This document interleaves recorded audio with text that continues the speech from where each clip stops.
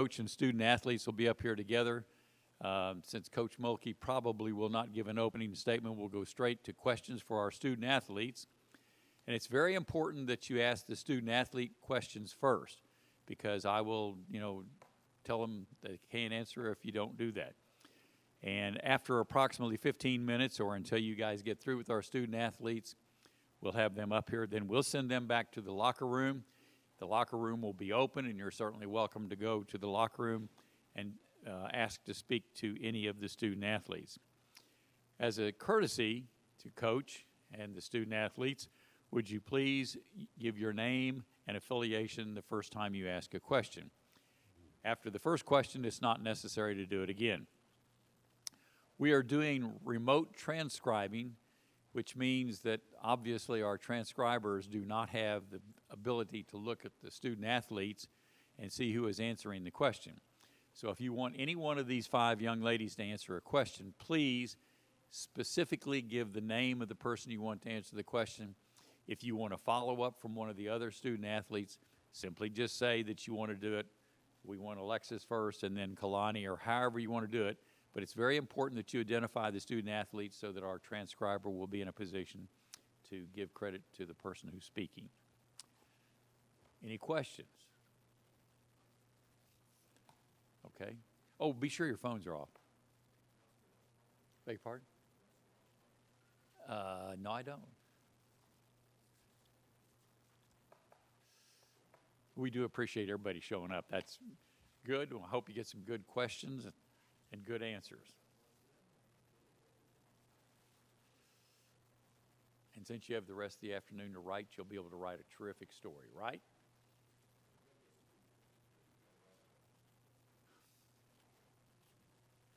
Yeah, but at least the deadline's not 30 minutes ago.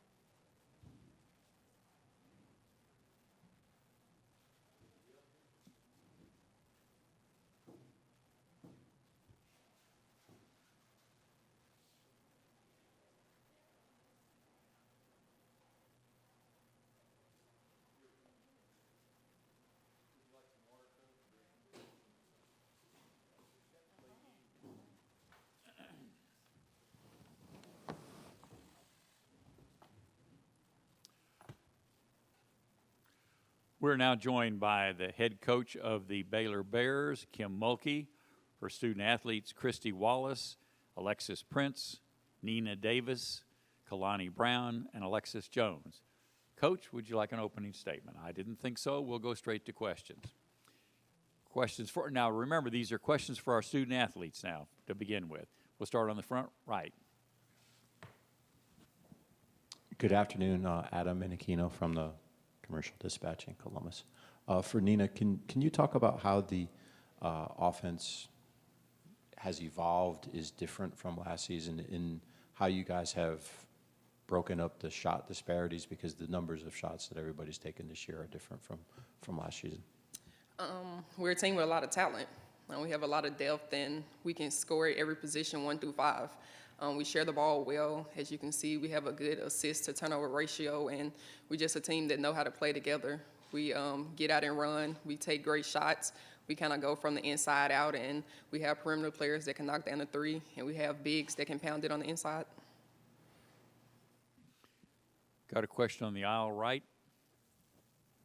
Yeah, Cliff Brunt from the Associated Press. Kalani, what are your initial impressions of Tierra McCowan? Big, strong, back to the basket post, got to block her out and do my work early or get punished. You can't get deep, and just do my work early and run the floor hard.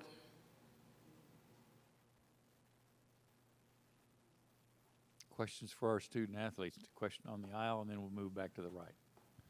Jason Norris, Baylor Bear Insider. For Alexis Jones, you're kind of working your way back in. I guess just how are you feeling going into this game tomorrow night? I'm excited. We're back at the Elite Eight again, and it's our last year for me, Nina, Prince, and KK. So I'm excited. I'm ready to go. I think everybody on the team is ready to go and excited to take on for the Elite Eight tomorrow. Got a question on the aisle. There you go, and then we'll come up to Michelle. Nina, how would you describe your role on this team? Whatever the team needs me to be, whether that's to get the rebound, to score, to play defense, to push the ball in transition, really just being the overall team player and just helping them in any way they need at that time. Question on the front. Michelle Vogel, ESPN.com. This is for Christy. You guys showed signs of this team last year having so many weapons, but it's really gelled this year. Can you talk about, just from a guard's perspective, what it's like, how many different weapons you have, and the different ways that you guys can play depending on who's out on the court for you guys? It's great because we can score from any position. We can share the ball, and as Nina said, we work it from the inside out, and we have people that can hit the three, and bigs that can, battle inside and score the ball. So it's great having a team that's really gelled, and it's the right kind of time to be doing it too. So it's good to play with. We've got a question on the aisle, and then we'll bring it back to the side. Craig Smokey, ESPN Central Texas, and this is actually for all the players, if it's okay, and we can start with you, Alexis. What would a win tomorrow night and a trip to the Final Four mean to you? It would mean we made it to the Final Four. It would, be a huge deal. It's a goal that, me and the team have had, for a while now, and we've made that Elite Eight. I've made it twice, and I know Nina's made it 3 times, and Prince has made it 3 times, so it'll be a big deal. It's a big goal. It's no secret what I've been all year. All 4 years that I've been in college, we've been granted with another opportunity, and it's up to us to make the best of it. So, of course, we'll be thrilled and excited to finally get over the hump and get to the Final Four.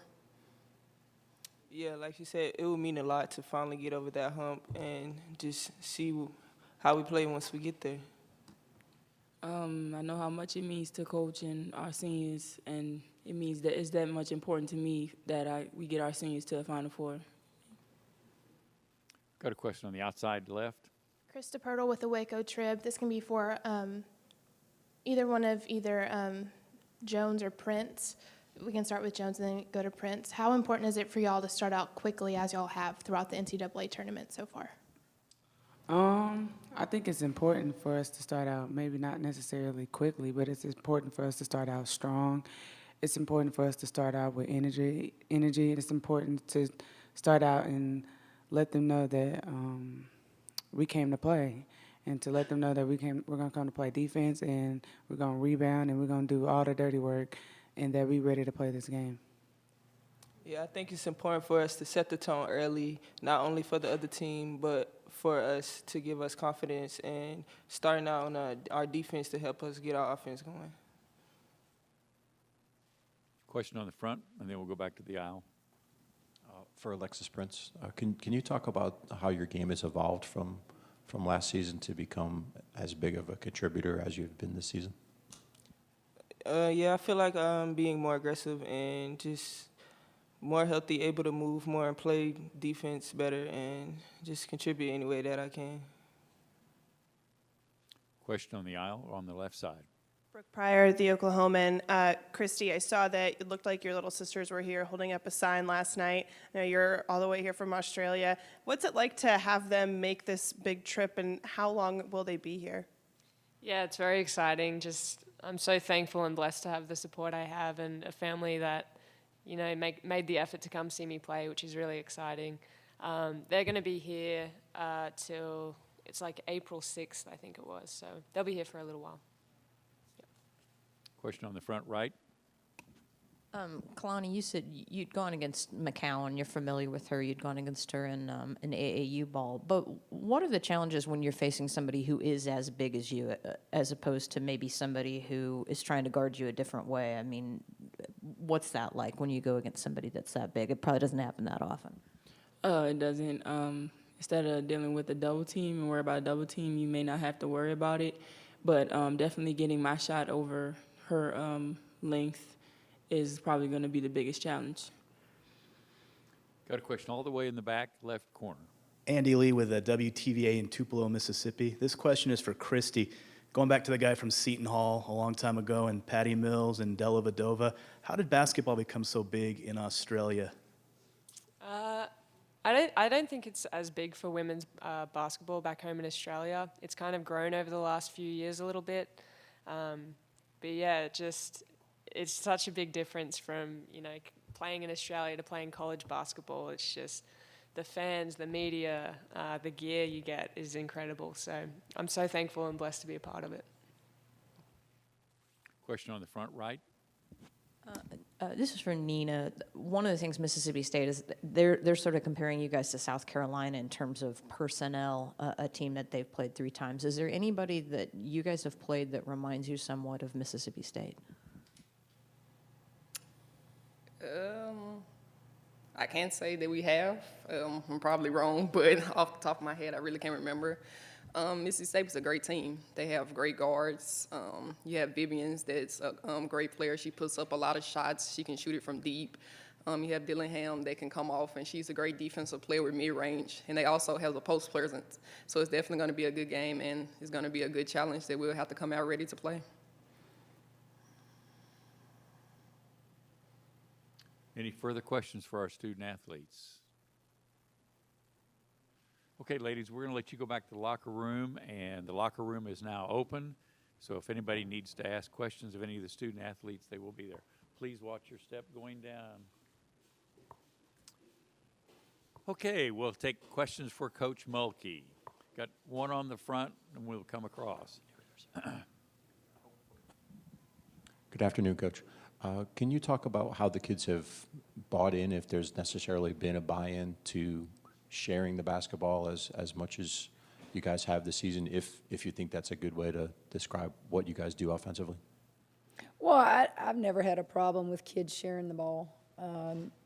My biggest challenge as a coach this year was this much talent, this much depth, to make sure I have the right people on the floor at the right time, combinations on the floor. Look, I can only start 5, but I've got more than that could start. And, you know, that's been my challenge as a coach. And I just think we're hitting on all cylinders right now. I think we knew we had the depth, but the depth sometimes wasn't producing on a consistent basis. You'd have one kid that'd have a great night, and the next game you wouldn't hear from them. But I think right now, if you've seen our 3 games in the playoffs, they're all hitting on all cylinders, and you hope you can extend that. Question on the front. Coach, they've done something different in the tournament than during the regular season in terms of the starters and how Vivians, and the other three that started for most of the season haven't started. Does that change anything in terms of preparing for them? Why are they making those changes? You'd have to ask them. Is that a chemistry problem? Is that a, who's playing better problem? I don't know, but it doesn't change anything for us. We've got to guard 10 players because even when the other guys were in the starting lineup, he was playing those same players. It's just a group is starting now that wasn't starting. In fact, I think he's starting kids now that didn't start an SEC game at all. So he's very confident in his team. Outside right. Yeah, Coach, a lot of times when you're talking about a team that's big and has depth at that inside positions, you're not necessarily talking about a team that pushes the ball is averaging 90 points a game. How are you guys able to balance those things? You have that size, but yet be able to push the tempo the way you do? Well, we run. I mean, from day one and in recruiting, this is a game of entertainment. We're going to run. Now, that doesn't mean games aren't won and lost in the half court when you get down to crunch time, but our posts are going to run foul line to foul line, and they know that. I think Kalani Brown is a great example. Her freshman year, she was bigger and slower and softer, and now you look at her, and she's just a different player. Beatrice runs well anyway. Cox runs well anyway. But, we like to push it and run, and we've got enough depth that when you get tired, we'll give you a break. We got a question on the aisle, and then we'll come up to the front. Jordan Smith, Baylor Lariat. With this being one of the best senior classes in program history, how much of a responsibility do you feel as a coach to get these players past the Elite Eight into the Final Four and a hopeful national championship? Well, I don't feel responsible at all. I'm not going to make the first pass, shoot the first bucket, or dribble. All I can do is help them develop as players, show them the film, show them what I think will work, and it's their job to go do it.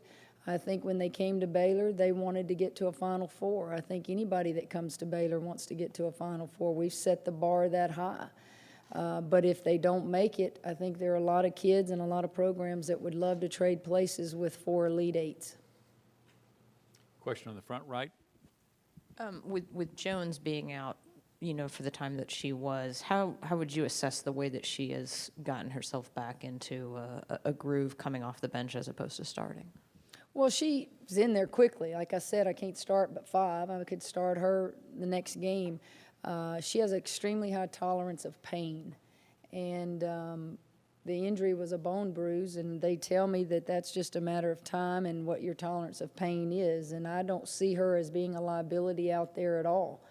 And certainly going to need her for ball handling tomorrow with the pressure that Mississippi State brings. Christie is good, but Christie's going to need a breather every now and then, so it helps us against a team like Mississippi State to have her back. Question in the middle. Yeah, I'm Hugh Kellenberger from the Clarion Ledger. This is Mississippi State's first trip to the Elite Eight. In your mind, what does it take to build a successful program, and what have you seen from Vic Schaefer and what he's done to build them up? Well, you have to have a commitment from your administration first. Then you have to have a great staff that's not out looking for a job every day, that wants to stay and help you build it. And then you have to go get players. And when we built it at Baylor, we weren't, necessarily able to get in the doors of the blue chip recruits. We had to go build it with kids that were, I don't want to say second tier, but they weren't the tops on the big time programs list. And we built with those kids. And that's how we built it at Baylor. I think that Vic does have better players than I had within my 5 years, because he's got a McDonald's All-American in the paint in McCowan. Vivians, he's got a heck of a lot more talent than I had in my first 5 years. Question on the front right. Obviously, you went against his defenses when he was an assistant at Texas A&M. What are the things, I guess, most specifically that are difficult to go against with Vic Schaefer defensive teams? You're going to see pressure everywhere. Just handle the pressure. and realize that there's not going to be an easy pass. You're going to have to work to get open. You're going to have to work for everything you get. They're going to guard you, and just prepare for that. I think that we're going to guard them too. Question on the outside left, and then we'll come to the aisle. Coach Schaefer is coaching his Blair right now. You had experience coaching your daughter. What was that like for you, and just how has your relationship with Mackenzie grown now that she's on your staff as well? Well, he's probably a lot smarter than I was. He's playing his daughter earlier than I played mine. I kind of made her suffer a little bit more, and because you tend to be a little bit harder on your own kids. It's good to see. I wish, there were more of, fathers, mothers coaching their kids. Tricia at Quinnipiac, is that how you say it? I'll never forget a communication I got from her when I was coaching Mackenzie, because her daughter was getting ready to go into her program, and the words that she said to me, and then to see the success her team is having, it just touches my heart. I just have a special place in my heart for coaches who can coach their own kids, do it fairly, and win. And he's doing that with his child. We got a question on the aisle. Craig Smoke, ESPN Central Texas. Piggybacking off of an earlier question to Nina, does this team remind you of anyone that you have faced this season? Similarities? No, just their defense is different than anything we've seen. Now, we've seen size. I mean, Oklahoma's got Mulkey at 6'9". We've seen the height, I should say. She's not built like Tierra. Beatrice played against Big T, and Kalani has, Cox. They've all played against each other during the summer. On the perimeter, I can't think of anybody that just really stresses defensive pressure like that. Other teams I've had, obviously, when we played A&M, but I'm not sure any of these kids, have played against A&M. Go ahead and ask you another question. Yeah, go ahead. With dealing with the combinations and trying to figure out the right combos to throw at certain times, is sometimes a gut instinct, and how do you go about, with so many talented players, trying to figure out the right moment for the right, combination? There is no perfect answer. It's just the flow of the game, the feel of the game, what's working, what's not working, give that kid a chance, foul trouble, how much time. It's all of that. There's no plan that I have going into a game where, okay, at this minute, when we get to this minute mark, we're going to put this one in. It's just a feel for the game. Sometimes you make the right decisions, and sometimes you don't. Question on the front right. Kim, we've sort of seen some fire in the belly from Christie, just out on the court. Does she remind you a little bit, I mean, not height-wise or anything, but does she remind you a little bit personality-wise on the court of yourself, or has she sort of carried that onto the court? I think Christie does have that fire in her belly.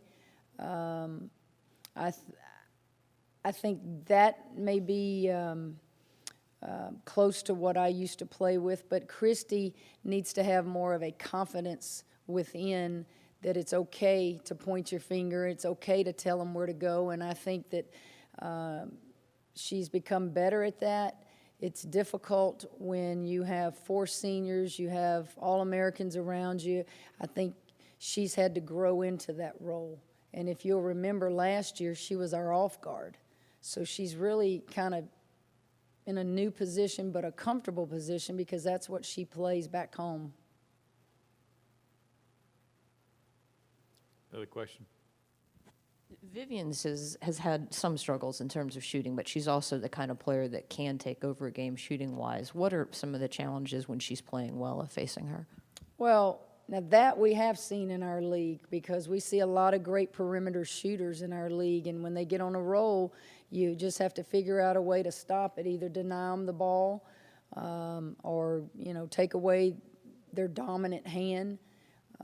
You can't let them just get comfortable. Change your defense maybe. But, yeah, she's a tremendous player. Question all the way in the rear. Brian Sandler, Spectrum Sports. Coach, I believe last year the bracelet said 8 is not enough or something along those lines. So now you're here again, especially for the seniors for whom this is their last chance to get to a Final Four. How do you make sure that pressure doesn't get too big? I don't think, we're just not the kind of team that gets all nutted up. It's just not who we are. We're all business. We go over detailed scouting reports. We give them a game plan. We make sure they're prepared. I've just never left the floor where I thought we've lost a game because we, choked or nutted up. I've always felt that when we've gotten beat, even in the worst upsets, we got beat by a team that played darn good and played better. And whoever wins tomorrow, 2 good teams, whoever plays the best is going to win. Whoever makes plays is going to win.